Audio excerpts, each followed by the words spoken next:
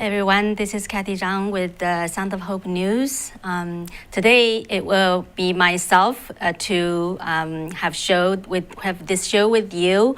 So, over 2 million Californians signed a petition to recall Governor Newsom.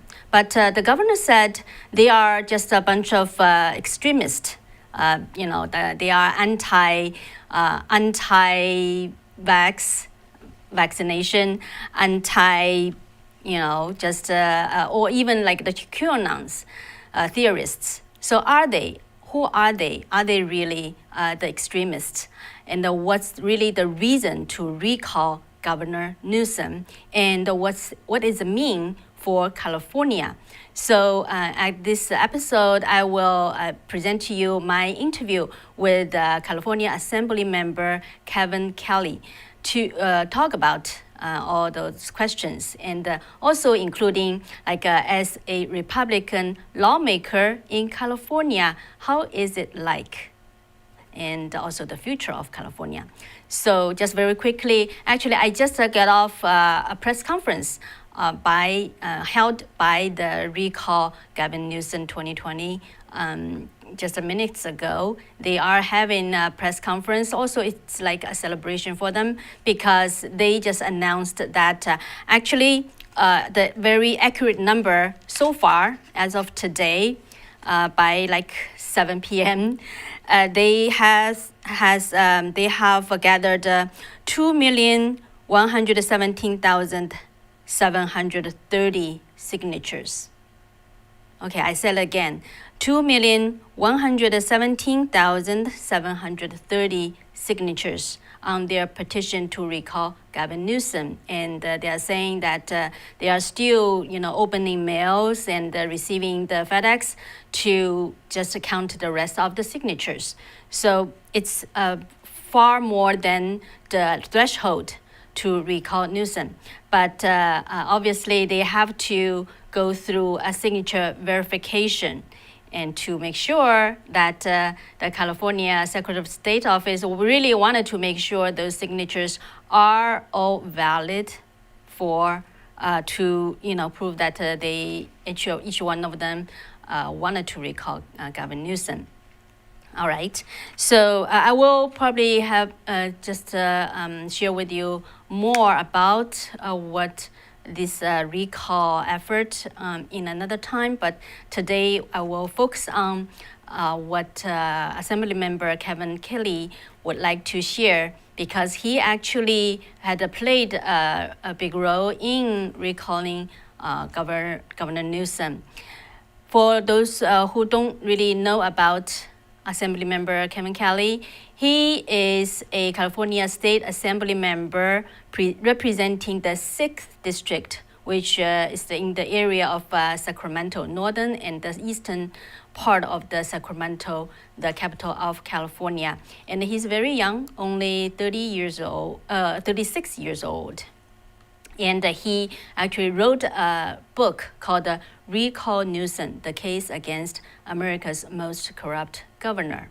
All right, so first of all, let's welcome Assemblymember Kiley. Kevin, welcome to our show. Thank you very much. I appreciate it. All right, so first of all, I really would like to ask Assemblymember, what's his book really about? Well, I wrote the book to highlight the failures that we've lived through over the course of the last year, where Gavin Newsom has led the worst response to COVID-19 in the United States, and I think in much of the world. California has had the most severe lockdowns of any state. We've had the most severe and longest lasting school closures of any state. And the result has not only been incalculable harm to our economy and to our kids' education, but also we've had pretty bad public health outcomes as well. And so this book just sort of goes through that and highlights the facets of Governor Newsom's worst in the nation COVID response. Okay, so in the introduction of this book, Assemblymember stated that Governor Newsom abused emergency power and violated the Constitution. So why do you say so? Can you elaborate? That's correct. Governor Newsom used the state of emergency to turn himself into an autocrat, to rule the state by decree, to create new laws on his own without having the legislature involved at all. And that's not the way our system of government is supposed to work. So I decided to sue the governor along with my colleague in the assembly, James Gallagher. And we actually acted as our own attorneys and litigated the case. And we won a trial against the governor last October in a California Superior Court, with the judge ruling that Newsom had abused his emergency powers and had violated the Constitution. All right, so that's about the case, and the judge issued a permanent injunction to restrain Governor Newsom from further putting out those unconstitutional orders which abused emergency power. And the current status of this lawsuit is that Governor Newsom decided to appeal to the California Court of Appeals. So they are still waiting for the higher court's decision. But during this pandemic, during the past year, various levels of government have claimed that because of its emergency, many things have to be changed and implement a lot of different policies. So can you explain more why you believe what Governor Newsom has done actually violated the Constitution? Yes, because even during an emergency, the governor might have more powers to respond to the emergency. But when it comes to creating new laws or new policies, that's still the role of the legislative branch. And an emergency doesn't change that. In fact, the lines that our Constitution draws, the separation of powers, are perhaps even more important during an emergency. And what Gavin Newsom did is, instead of using enhanced powers to respond directly to the pandemic, he used enhanced powers to essentially abolish the role of the legislature and to create new laws and new policies entirely on his own. And he even argued to the court that a state of emergency centralizes all of the state's powers in his hands. And as a result, the people of California have been deprived of any sort of representative government, have been deprived of the basic democracy that every American has as a birthright. And so that's what we were fighting for in court, is that we can't allow our Republican form of government and our civic institutions to become a casualty of a virus. Mm-hmm. But Governor Newsom now is claiming that this recall effort is supported by right-wing extremists, including anti-mask, anti-vax extremists, and even the QAnon theorists. So how do you respond to that? Well, the governor is desperate and he's not telling the truth. Opposition to his abusive policies is coming from all quarters, from folks of all backgrounds and in all walks of life, who have absolutely been crushed by his severe lockdowns, by his school closures, by his incompetent administration of unemployment checks and the vaccine rollout, and any number of other failures. And the folks that are against the governor it's people of all party affiliations, because ultimately he's ruling the state in a way that is corrupt, in a way that caters to special interest groups, that caters to his top campaign supporters, and that isn't directed at serving the people of California. And that's what folks are insisting on now, is that we restore the idea of government by the people. So, Assembly Member, based on what you know, can you provide more details about the people who signed the recall petition? Well, I'll tell you, I have talked to a number of people who tell me that they, voted for Gavin Newsom and yet oppose what he's done over the course of this last year, and think that he's violated the public trust and is no longer fit to be our governor. And so I think that, you're seeing an incredibly diverse movement for change come together here in California, the likes of which we've never before seen. So the next step for this recall, first of all, the signatures have to be verified by the Secretary of State. This is one thing, and the second is if the verification passed through and the signatures just passed the threshold, it will come to the November election. But the election will be done actually in a similar way in last year's election, which the Secretary of State will just mail the ballots to all the registered voters. So What's the outlook to really oust Gavin Newsom?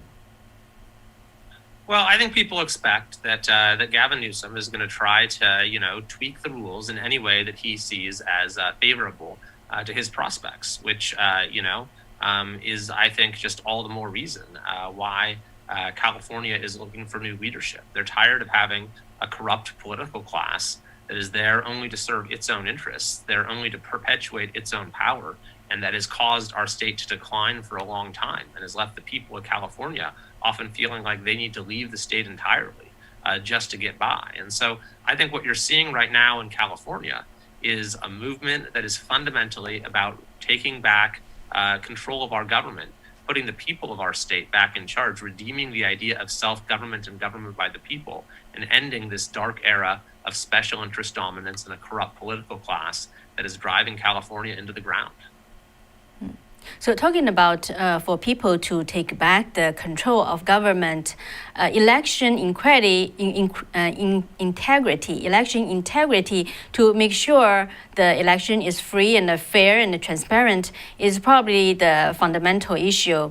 But in California state legislature body, the Democratic Party is the supermajority party, and they are pushing the bill to make all vote by mail permanent in California. So what's your take on that? Well, they already have. The legislature passed a bill and Governor Newsom signed it to make it so mail-in ballots are mailed to all active voters for any special election this year, which of course, first and foremost, would be the recall. And so, I think that folks are rightly raising questions about what exactly the motivation for that was. But there are, a lot of groups out there, or primarily the Election Integrity Project, that are looking at this closely to assure that the process is a fair one. So we all know that California is like a deep blue state. So for you, how is it like being a Republican lawmaker in the state legislature body? Well, it's a challenge because, the ruling, majority here is really, controlled by some very powerful special interest groups. And if you don't go along with what those special interests want, then, they try to make life difficult for you. And so that's the real struggle is, trying to advance legislation that is good and that serves the people of California in a capital that's been entirely captured by interest groups that are not, in favor of what's best for the people, but are only there to advance their own interests. So that is a struggle, and then it's become even worse throughout this last year as the legislature hasn't even been there for a lot of the time, and the governor has claimed, absolute powers for himself. So that's why, I've tried to find different avenues of change, such as the lawsuit, and also trying to work with counties to fight back at the local level. Mm-hmm. So you mentioned creative ways to work through this jungle. So can you elaborate? You have to be creative, and you have to find ways to, to work outside the usual channels of change because of the way that the entrenched interests have blocked those channels. And so a good example is the lawsuit we brought against the governor. The legislature wasn't even really meeting. The governor had claimed all of our powers for himself. And so our ability to seek change through the Capitol, through legislation, was extremely limited. So we sought an alternative venue. We went to a courtroom for a judge, a neutral adjudicator, where, the issue would be decided on the merits and where, we would be on an even footing. And in that forum, we were successful and we ended up winning. And so, Assembly Member, you mentioned the special interest groups a few times. Who are they? Well, the governor is in office largely because of the funding of some major unions, or at least they call themselves unions, like the teachers' unions, among others, that spend the most on his campaigns and on California politics in general, and get their way at the Capitol. And for example, Newsom decided to shut down the schools because the big state teachers union told him to do that. And before he said he was going to let school districts decide, but then the the California Teachers Association, which has spent more on politics in California than anyone, instructed him to close them, and so he did that. And so that's why this governor has, really failed California in a way that we have never seen before, because he's taken these extraordinary emergency powers and used them to benefit his wealthy campaign donors in a way that has caused terrible harm to millions of people and millions of kids in California. Yeah, so talking about California, a lot of people just feel that it is going to, a very progressive direction. A lot of policies are leftist, even going to like the socialism, communism direction. So what's your take on that? Well, sure. I mean, California has been moving in that direction, at least, for quite a while. And over the course of this last year, we've had this paradigm of total government control that's been advanced by Gavin Newsom, and that he's almost sought to normalize as just sort of the way things are going to be. I mean, early on in April of last year, he said that the coronavirus was an opportunity for a new progressive era. He said it was an opportunity to reshape the way we do business and how we govern. And then he proceeded to, advance order after order in service of that goal. And so I think that that is one of the things that is most concerning about the way the last year has played out, is that this governor has used extraordinary emergency powers for avowedly political purposes, not only to reward the wealthy special interest groups that put him in office, but also to enact, a political agenda that, he would not have been able to in ordinary times. And, what do you say that to the people who feel that a lot of young people in California, of course, also in the United States, they are actually embracing those leftist ideology or socialism or even communism? Well, I don't know if that's necessarily the case. I mean, I think that it is perhaps, fashionable among some, and let's say my generation, the millennial generation, to align with certain political figures, maybe like a Bernie Sanders or someone like that. But when it comes to, the actual impact of these policies on their lives, I think that a lot of young people are starting to, connect the dots when they struggle to get by in California because it's so expensive to live here, or when the state almost forced Uber and Lyft to leave entirely. These are, services that young people rely on a great deal. And I think that with the next generation, the generation after mine, there certainly is, I think, perhaps a greater strain of moderation. And I think that even among the millennial generation, things are starting to change. And I think that, that's been the case more than ever this last year, when people have really seen the consequences of our failed state government in a very direct way. Mm. And for you, how is it like working with the Democrats? Some of them are pushing for those progressive policies. Well, I'm willing to work with anyone where we can find common ground, and people who are willing to have a conversation about what is best for the state and how we can serve the people best. I'm always open to that.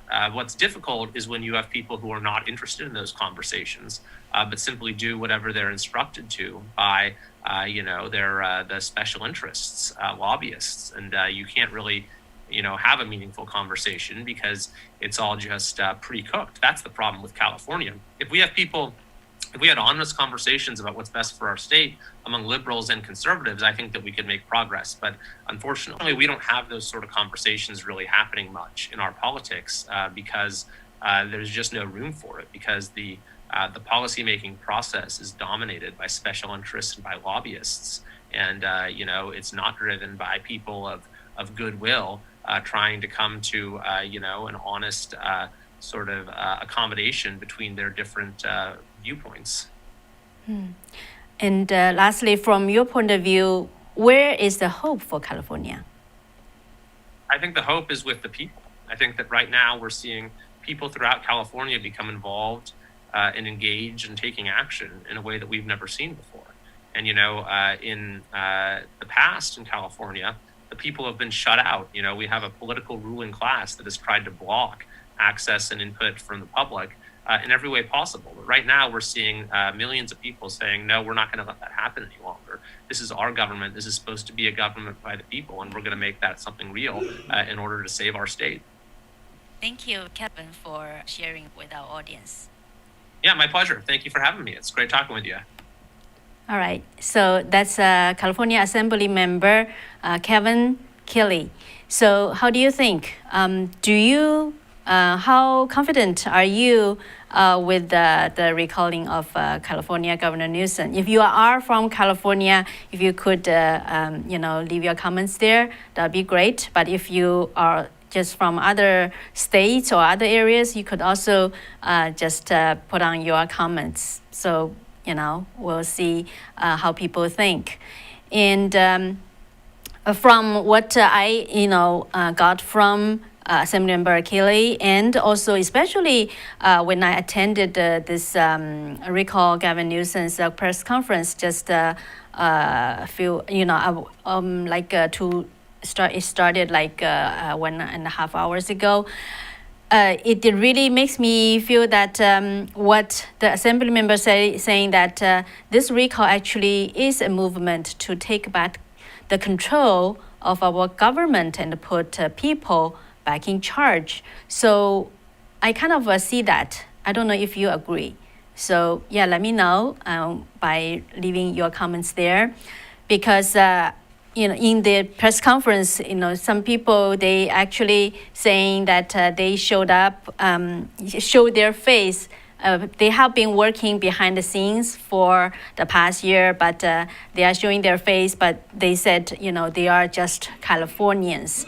And that they debunked Governor Newsom's claim that they are the extremists, the QAnon theorists, or things like that.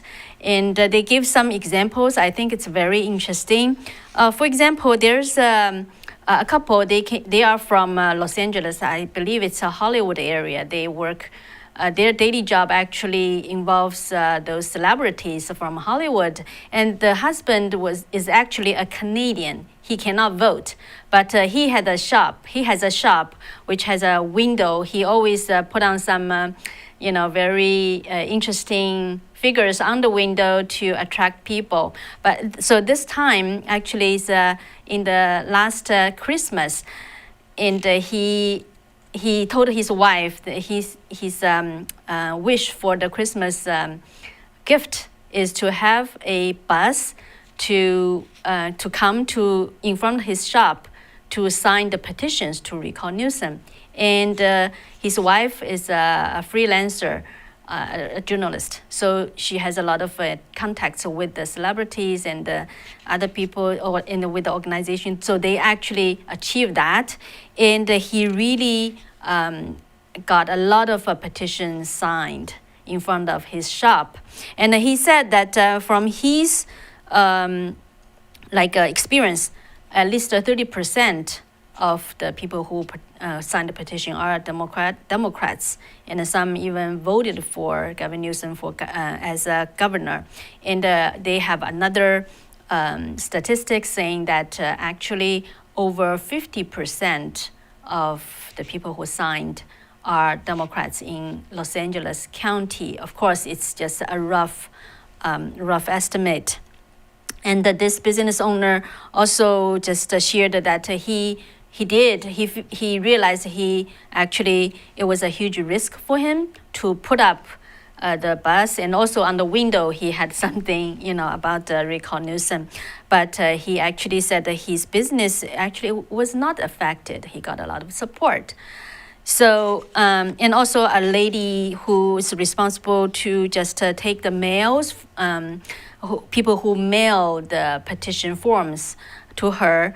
Just in her household, she opened over 140,000 mails, which in total is over 400,000 signatures just in her own household. And they are all just volunteers, unpaid volunteers. They're saying that they estimated to have 5,000 to 10,000 volunteers. So they really feel it's a grassroots effort. So, let's see how it will go, because the Secretary of State will have probably very strict signature verification after they just submit all the petition signatures. And but really, people see it as, in such a deep blue state, people from all walks of life, people from all kinds of party affiliations, they are saying that, at least 2 million of them, actually more than 2 million of them, are saying enough is enough.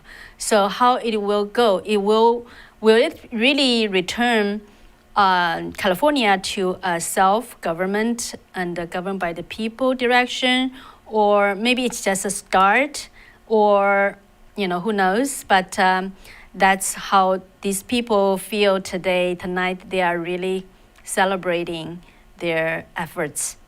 So, okay, I saw some comments. Bob left communist California 3 years ago, and feel that he should left years sooner. Okay, so yeah, just let me know, do you feel that there's some hope for California? Is there any hope for California to change? Is this recall has some significance in that? What do you think? Okay, and PM Lei saying we wanted to turn California red from blue. Okay, Twinkly 1974. Freedom and fairness. I think that's a lot of people actually in the press conference mentioned. They are just common Californians. They want to live a better life. They are fed up by, with autocrats government right now. All right. So Twinkly 1974 saying one more generation, so you think it will take another generation? Is that what you mean? All right. So yeah, really appreciate you all share your thoughts with us. Thomas saying Newsom belongs behind the bars. Better yet, in general population with all. Wow, MS-13. All right. Okay, yeah, so I think, this is all for today. I just wanted to share with you what's going on in California, but I think a lot of people have eyes on what's going on in California, because indeed what happens in California probably will have an effect nationwide. And this time, we hope it's going to the right direction. All right, that's it for today. I'm Cathy Zhang, and really appreciate you being with me today. And we'll see you on Friday then. Good night. Bye-bye.